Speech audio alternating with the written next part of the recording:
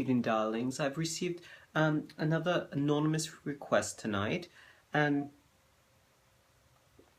this one says, do you think Maximillien Robespierre was as bad a person as everyone makes him out to be? Now, I thought this was rather interesting as a question because sort of when I was being brought up and I learned about him, we didn't really see him as the total villain that, in doing some research to make sure that I wasn't perhaps getting the wrong person, that it seems that historians are sort of going the other way with now. So, for those that maybe don't know, he was an instrumental figure in the French Revolution, and once he was captured and executed, it was one of the final steps to ending said revolution. So, you know, he was supposed to be a very well-educated man and very outspoken for the rights of the poor. This is what I was told, at least. Now, a lot of historians are sort of accusing him of just killing any of his political allies to get ahead, and I don't think either view is necessarily wrong. Is he as terrible as people see him to be now? I mean, you know, that I think a lot of it is that methods change. You don't have to murder someone to get them thrown out of the political arena anymore. There are other more terrible steps that you can do. And so I think it's sort of, part of it is sort of a change in game, and also sort of a change in what you have to do in order to eliminate your political enemies. Now, I'm not saying his killing people was good, don't get me wrong, I'm not saying that at all, but, you know, he had a lot of very good ideas, not just in his wanting to sort of promote a society where more than just the rich are able to succeed, but he was for the abolition of slavery, which you know, is quite a big deal at that time, and you know, he was also opposed to the death penalty, and so he really wanted to move away from the monarchy and establish something that was going to represent more of the people. And I don't think those things are necessarily wrong. Perhaps his methods are not sort of the best, but you know, I think for what was happening in France at the time, some form of change needed to happen. I'm not saying him and his constituents did necessarily the best thing, but I am saying that something had to happen, and as far as the people of France were concerned at that time, that's just sort of the direction things had to go. And when you have sort of a large group of people, that mob mentality, it's no joke. You can look at report after report that psychologists and sociologists have done, pardon me, and there's such a breadth of research done that really proves that sort of who has responsibility, the accountability sort of flies right out the window when you get these larger groups.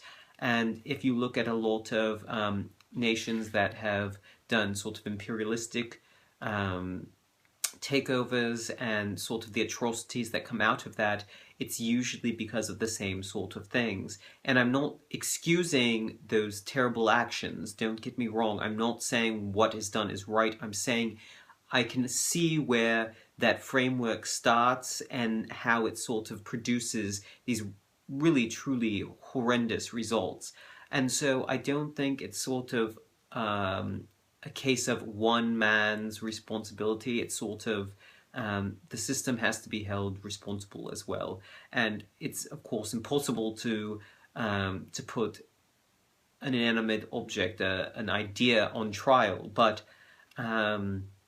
you know, I think for what he knew how to do and for what he was trying to do, his vision, I don't think everything he did was wrong. And so as far as how historians now are talking about him, no, I don't think he was that bad. But, you know, I'm also comparing him to other historical figures that were trying to do sort of similar things and how far they went. And, you know, if you look across history, across continents, this is not an isolated case, and I'm not just talking about in cases of revolution, which this certainly is, that it's sort of a common thing when people get to that point of anger, especially when there's other people around and they're feeding off each other's anger, they're feeding off that frustration.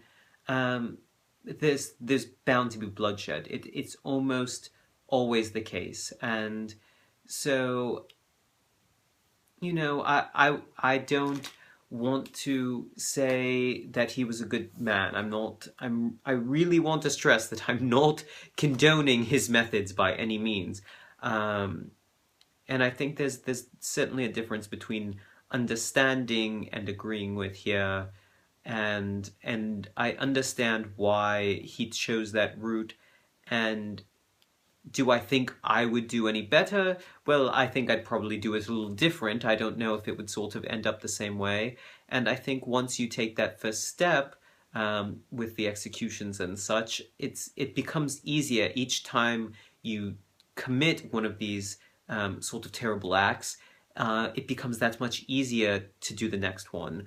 And particularly when there's so many people involved, you expect, well, if it was truly wrong, someone would have stopped it. If it was really this bad, at least one person would say something. And the problem is, when you have that many people, they all expect someone else to be the one. And that's why you have sort of these terrible cases of, people being murdered in front of 300 people and no one calls the police and the person is left there to die, while people watch on expecting, well, there's so many people, someone will do something. Or, cases where a government will condone certain forms of torture and everyone's thinking, well, my higher-ups are telling me, well, my higher-ups are telling me, well, no one's saying this is wrong, and they said by any means, so any means it is, this is the only method that works. So I've probably lost my tangent entirely, and for that I sort of apologize, darlings.